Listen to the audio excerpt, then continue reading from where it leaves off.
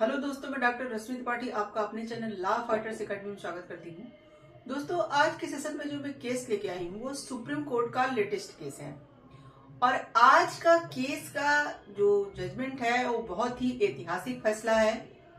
देखिए, आज के जजमेंट का जो मुद्दा था वो इस बात का था कि एक जो बच्चा था वो अपने जैविक पिता के बारे में जानने के लिए डीएनए टेस्ट कराना चाहता था। यानी कि वह अपने जैविक पिता का डीएनए टेस्ट करा के यह बात जानना चाह रहा था कि क्या वह पर्सन उसके सच में पिता हैं या नहीं। तो देखिए, यही एक मुद्दा था जो सुप्रीम कोर्ट के सामने जाता है। तो चलिए हम लोग अपना केस स्टार्ट करते हैं और इस केस को पूरा विस्तार से जानते हैं और यह जानते हैं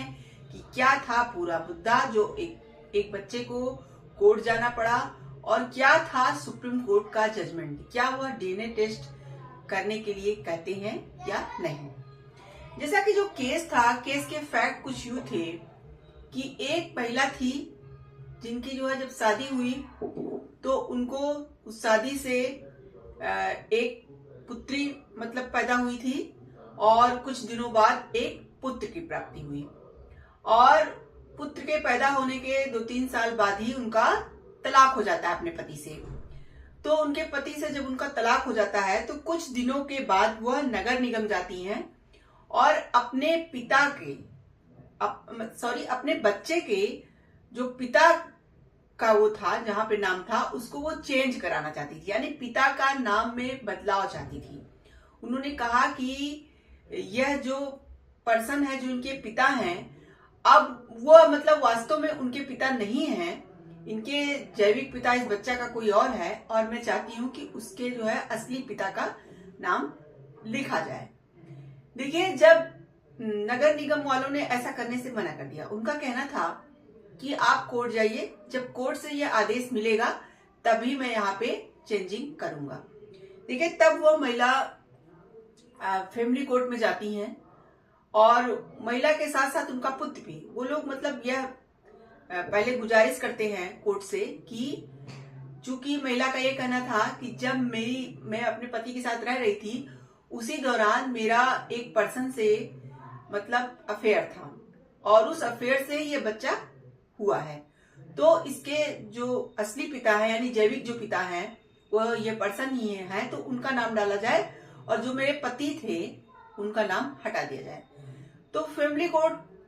में जो है ये डीएनए टेस्ट की मांग ये लोग करते हैं। जो बच्चा था और माँ थी, तो यहाँ पे जो है फैमिली कोर्ट ने तो डीएनए टेस्ट की बात कह दी। लेकिन जैसा कि देखिए, जब डीएनए टेस्ट की जो बात आई थी,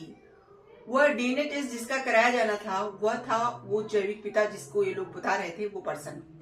तो जब यह मामला डीएनए का टेस्ट से मना कर देते हैं वो, तब यह मामला पहुंचता है हाई कोर्ट। तो देखिए, हाई कोर्ट ने पहले डीएनए टेस्ट कराने से मना कर दिया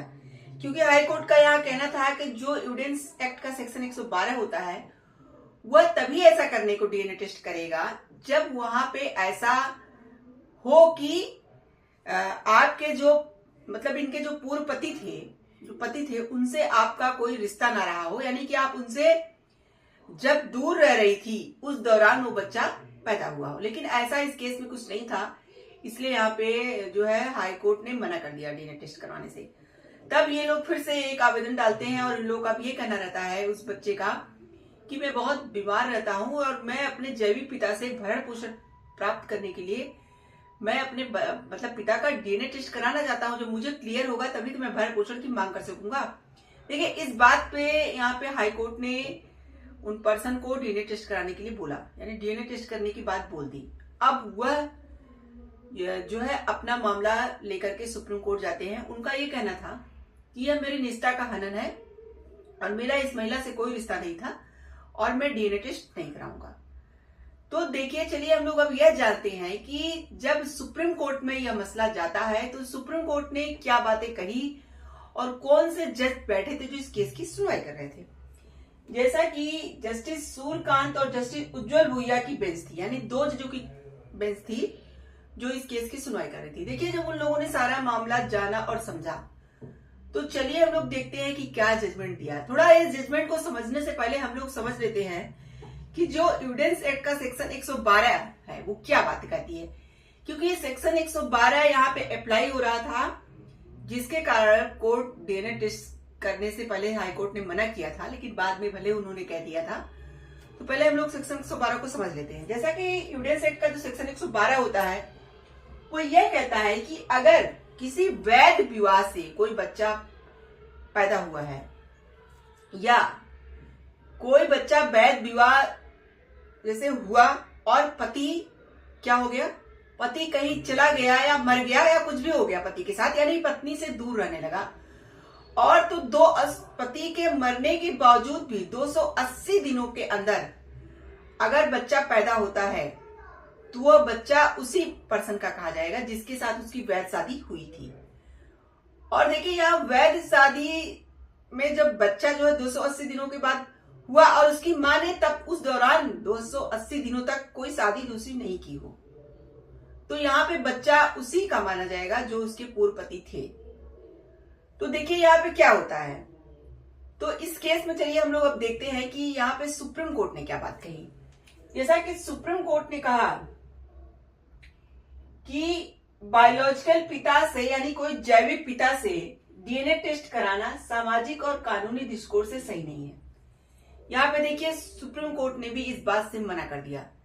कि आप किसी व्यक्ति से जबरदस्ती डीएनए टेस्ट करवाना चाह रहे हो और वो पर्सन बोल रहा है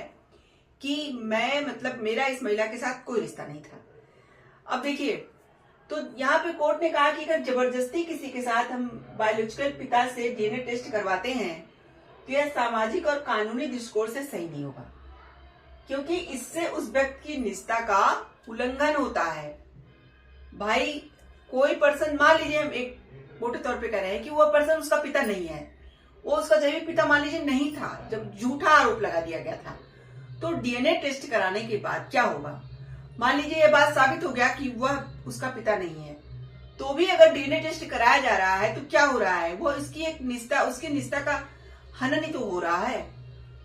तो यही सब कोर्ट ने कहा कि यह सामाजिक और कानूनी दृष्टिकोण से सही नहीं है। आगे कोर्ट ने देखिए क्यों ऐसा किया, हम आपको ये बताते हैं। कोर्ट ने डीएनए टेस्ट कराने से क्यों मना कर दिया, इसका रीजन क्या था। सुप्रीम कोर्ट ने कहा कि बच्चे के अपने जैविक माता पिता को जानने के अधिकार, यानी कि एक बच्चे को अपने जैविक माता पिता के बारे में जानने का अधिकार तो है ही भाई। तो यहाँ पे कोर्ट ने कहा कि यदि बच्चे को अपने जैविक माता पिता को जानने के अधिकार और व्यक्ति के सम्मान और निष्ठा के अधिकार के बीच, यानी कि व्यक्ति का सम्मान, जो सम्मान है और निष्ठा का अधिकार है, उनके बीच जब दोनों के बीच देखिए यहाँ पे क्या हुआ, टकराव हुआ है कि नहीं, यानी कि व्यक्ति को जो है उसकी सम्मान और निष्ठा का अधिकार यहाँ है और जो बच्चा है उसको यह जानने का भी अधिकार है कि उसके जैविक माता पिता क्या है, कौन है। तो वही उनके बीच, निष्ठा के अधिकार के बीच सावधानी पूर्वक संतुलन बनाया जाना चाहिए। यहाँ पे कोर्ट ने कहा कि इन दोनों के बीच संतुलन बनाने के लिए बहुत ही सावधानी बरतनी होगी, बहुत सोच समझ के मतलब कोई फैसला देना होगा। आगे कोर्ट ने कहा कि एविडेंस एक्ट का जो सेक्शन 112 है, एक बार बच्चे की वैधता स्थापित हो जाने के बाद किसी तीसरे पक्ष को डीएनए टेस्ट कराने के लिए बाध्य करना अन्यायपूर्ण होगा। यानी कि देखिए यहाँ पे क्या कहना है, सेक्शन 112 के अनुसार यदि बच्चे की वैधता स्थापित हो जा रही है कि उसके पिता कौन है वैध रूप से, सेक्शन 112 के अनुसार, सेक्शन 112 के अनुसार यहाँ पे देखिए क्या बात है कि यदि वैध विवाह के दौरान अगर विघटन हो जा रहा है पति पत्नी के बीच, यानी कि पति और पत्नी के बीच विघटन हो रहा है, विघटन का मतलब यहाँ पे हुआ कि पति और पत्नी दूर हो जा रहे हैं, चाहे तलाक के द्वारा हो, चाहे व्यक्ति मर जाए या व्यक्ति कहीं चला जाए, यानी दूर हो जाए और महिला जो हो उसकी कोई दूसरी शादी न हुई हो, तो 280 दिनों के अंदर उस व्यक्ति के और उससे जो विघटन हुआ है उसके 280 दिनों के अंदर अगर कोई बच्चा पैदा होता है तो वह उसी का बच्चा कहलाएगा, यानी वैध पिता उसका वही होगा जिससे उसका वैध विवाह हुआ है। लेकिन यहाँ पे तो मतलब मामला इस तरह का था ही नहीं, यानी कि यह बात यहाँ पे साबित हो रही थी क्योंकि जब उनका तलाक नहीं हुआ था उसके पहले ही वो बच्चा पैदा हो गया था, उसके कई सालों बाद इनका तलाक हुआ। तो यहाँ पे सेक्शन 112 के अनुसार वैध पिता इनके पूर्व पति ही थे, यह बात साबित हो चुकी थी। तो वही कोर्ट ने कहा कि जब ये बात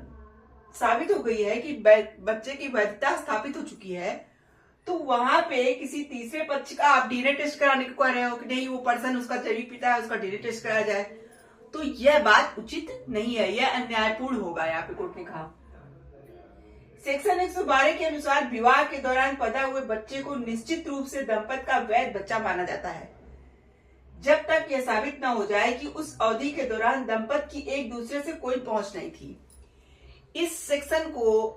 मतलब यह जो है साबित करने के लिए इस सेक्शन में कि व्यक्ति से उन दोनों की जैसे पति पत्नी की आपस में पहुंच नहीं थी, जब यह बात साबित कर दी जाती है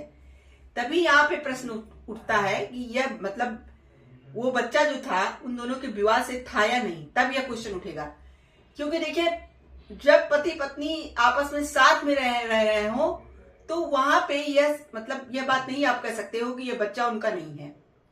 या आप यह बात प्रूफ करिए कि पति पत्नी एक दूसरे से दूर थे उस दौरान, आप इस बात का कोई ठोस सबूत दीजिए,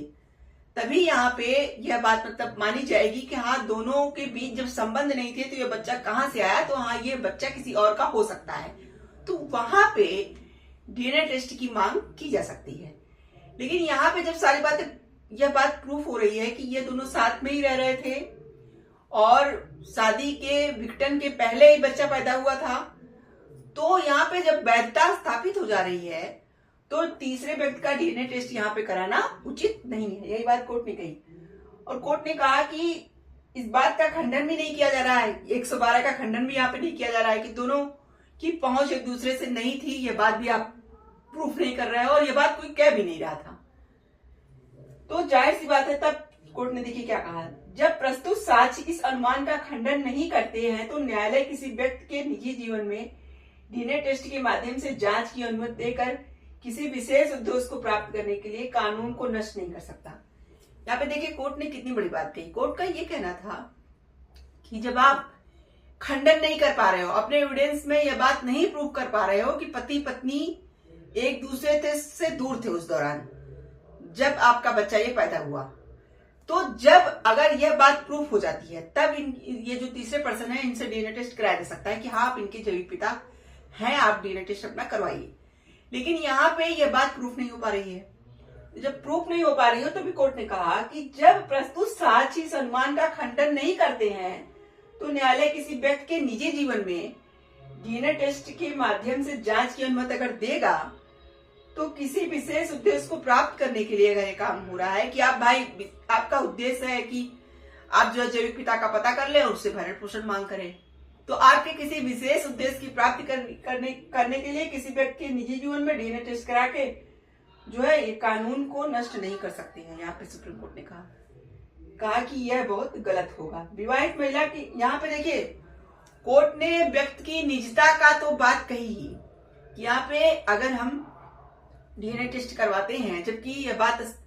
साबित भी हो चुकी है कि इनके जो पूर्व पति थे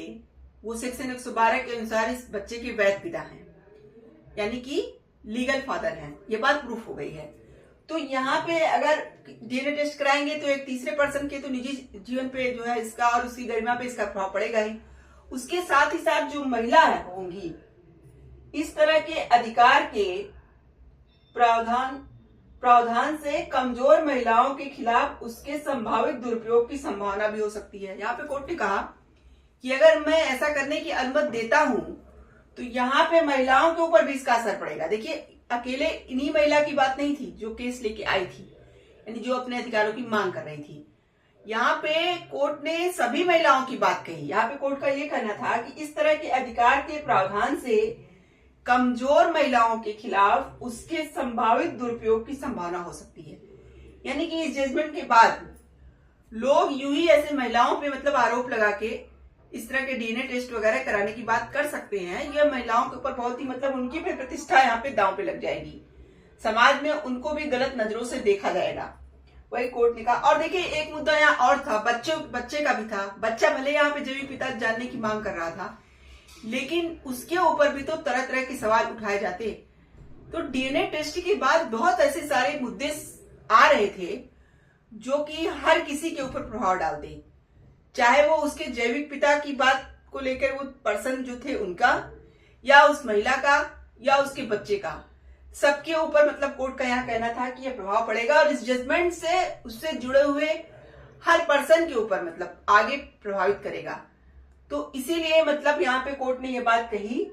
कि जैविक माता पिता को जानने के अधिकार और व्यक्ति के सम्मान और निष्ठा के अधिकार के बीच सावधानी पूर्वक संतुलन बनाया जाना चाहिए।